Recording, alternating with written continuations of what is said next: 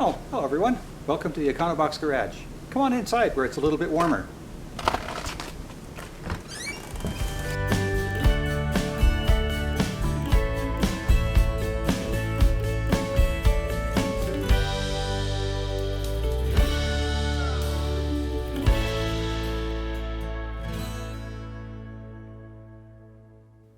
Temperatures have warmed back up again, and yesterday I took some time to update my whiteboard in the garage here. Took off the stuff that I'd already done and just added new stuff. There's a few spots there where I've noted things that I need to pick up. So now that that's done, I'm going to get back to work on some polishing. And I've got to do the front wings on the bonnet underneath. And I'm finding it a bit of a challenge with the equipment I've got to get into this area here especially. So I'm going to look at options for getting that done. Other than that, the polisher I picked up last week and showed you in the last video is working very well. I'm going to get back on that. I'm just about done with the doors. There's a few touch-ups that I need to look after.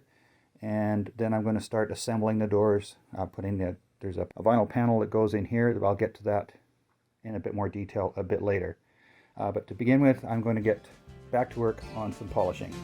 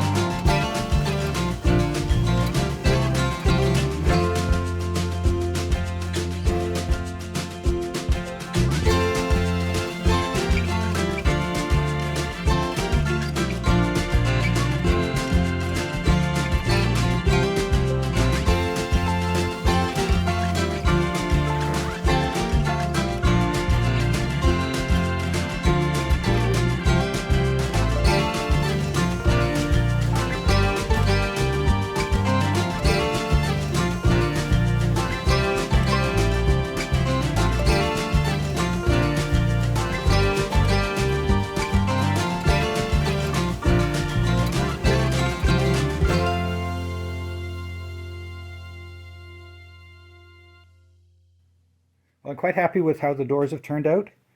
And this is the left-hand side, or driver's door, for this part of the world.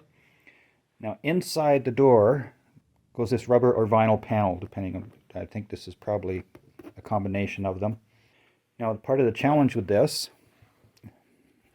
is that it's considerably larger than the opening it has to go through. And then this flap here actually folds up and goes along the bottom of the door.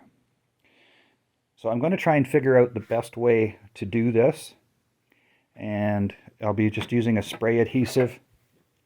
So what I'll do is I'll just run some masking around the perimeter of this opening. I don't have to worry too much about the spray adhesive getting on the outside of the door.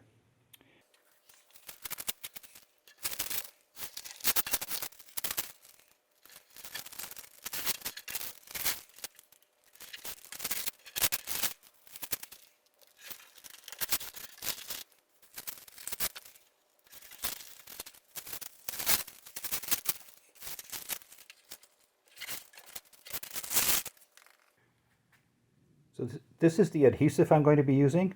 It's Permatex heavy duty spray adhesive, and it's designed for foam, fabrics, plastics, rubber, and more. And it said right on the package here, ideal for carpets, vehicle headliners, trunk linings, work, cork, cardboard, etc. So I think it'll be a good product for this. Now, this is not a contact cement, so I do have a bit of working time. So what I'll do is I'll just follow the instructions on the can, which are pretty straightforward, and go from there. Now, when thinking about this further, what I've decided to do is, seeing as this is not a contact cement, is I'm going to just put the adhesive on the back of the rubber panel, fold it over like I did to see how to get it in there, and then there is some working time with the adhesive, so I think that is going to be the best way to do it. I'll put it on the panel itself so that it gets all around to the edges and across this part here. That'll actually fold and stick to the bottom of the door. And so that's what we'll do for there. I'll give this a good shake. Now it says to give, where is it here? 2 to 3 uniform overlapping coats and allow 5 minutes between coats. So let's get that done.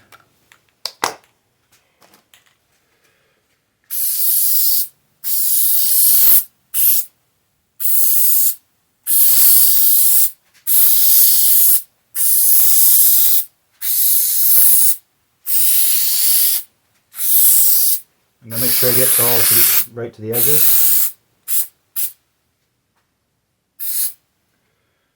So we'll let that sit up for about 5 minutes.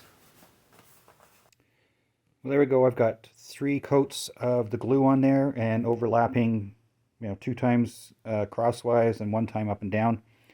Good coverage on the whole thing. So now let's try and get this in the door. So that's nice and tacky. What I'll do is pull that off there.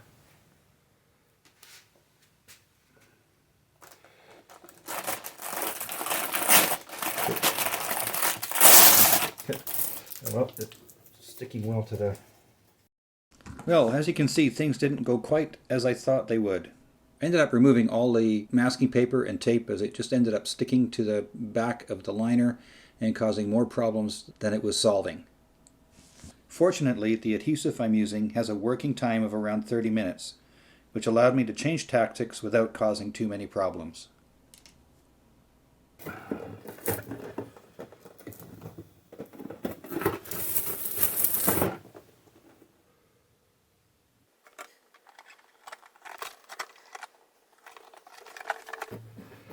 One thing I want to try and make sure is that it goes in straight.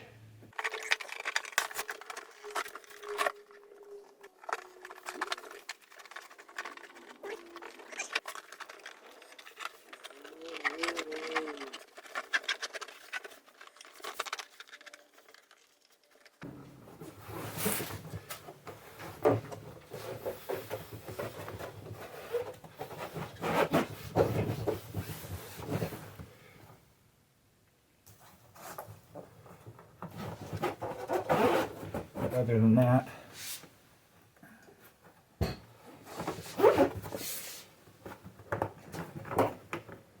make sure it's in at the bottom. Will my roller get in there? Nope. But I'm happy with the alignment this way, and so I think I'm just going to roll this in here.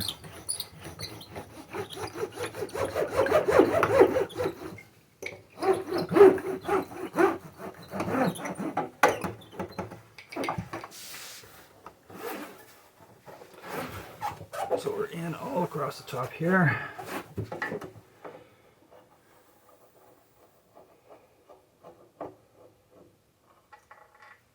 So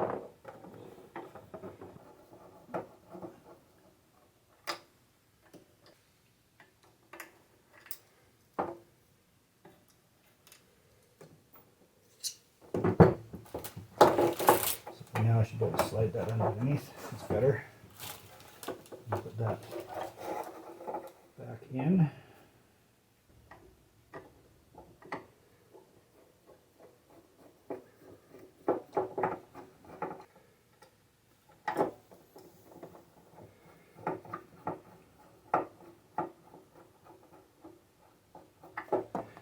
Okay, maybe I can get this one. There we go. That one actually went in.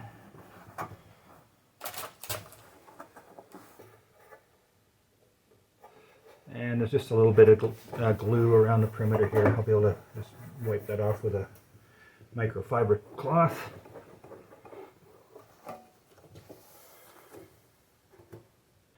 Well, there we have the liner in. I think I made a bit more work than I needed to, so when I go do the other door, it'll go a lot easier. And yeah, quite happy with the alignment. The ribs line up with the bottom edge of the door here. And the whole idea on the bottom, it actually goes along the face of the door, up the bottom of the door and across here a little bit, so that if stuff drops in there, it's not rattling against the bottom of the door. And it doesn't go far enough to block the drain holes. There's one at this end and one at the other. So I'll put this door aside and get the other one done.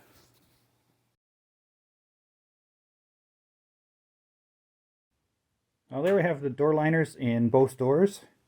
Now unfortunately, I forgot to hit the record button on the camera when I was doing the liner in the second door, but it did go much better than the first one. I was able just to kind of get it in there and fold the edges all underneath the perimeter here.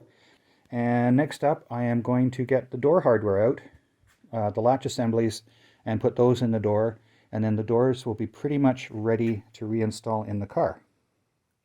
So here we have the box with the door hardware, and I've got them split into left and right. That's one of the old check straps. I won't be reusing that. So this is the left door, and there's the other one, and there's the one for the right hand side. Now in an earlier video I test fit the doors and cleaned up everything, and I'll put a link up above to that. So before I put these on the car, I am going to put some lube on them to make sure that they will work well. So here's what I've picked up. It's a 3-in-1 white lithium, and it's a non-drip formula, which you definitely want in the door, and it won't be affected by water or heat. Helps prevent rust and corrosion, and last on the list here is long-lasting heavy-duty lubricant. And then once that's done, I'll mount them in the door.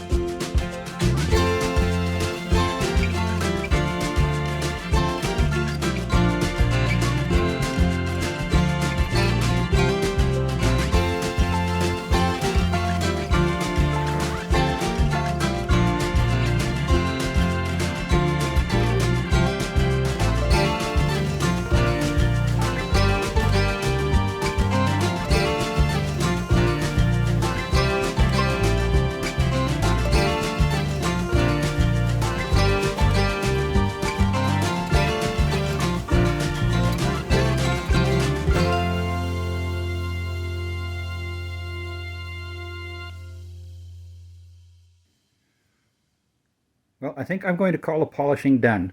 I'm really happy with how it's turned out. I did the majority of the polishing with this 6-inch orbital that I mentioned in a previous video. And there was a couple of spots where that wouldn't reach, like down in here. It was kind of hard to get in, and up close to the edge of the headlight pods. And so what I did is I picked up a 3-inch air polisher, and that did the trick quite nicely. It gave me a bit more flexibility to get in. A couple of really tight spots, like right in here, I just used the sponge that came with that 3-inch one and did it by hand in through here. This is the tightest spot through here. So I'm very happy with how this has turned out. As you've seen, the doors are all done. I'm really liking how the reflections are coming off the car now that I've finished the polishing. I'm sure there'll be some touch-ups to do as we move along. But I am very pleased with how this has turned out, all things considered. Well, that's a wrap for this episode. I'd like to think I've hit another milestone in getting the polishing all done and getting to the point where I can start putting stuff back on the car. If you enjoyed the video, please be sure to share it with your friends. Hit the like button, hit the subscribe button, and don't forget that little bell icon. Click on that and you'll get notified when the next video comes out. If you'd like to get a hold of me directly, you can do so at the email address I'll put at the bottom of the screen. If you missed last week's video and would like to catch up, I'll just put a link up in the corner here for you. My name is Ian. This is the Econobox Garage. We'll see you next time.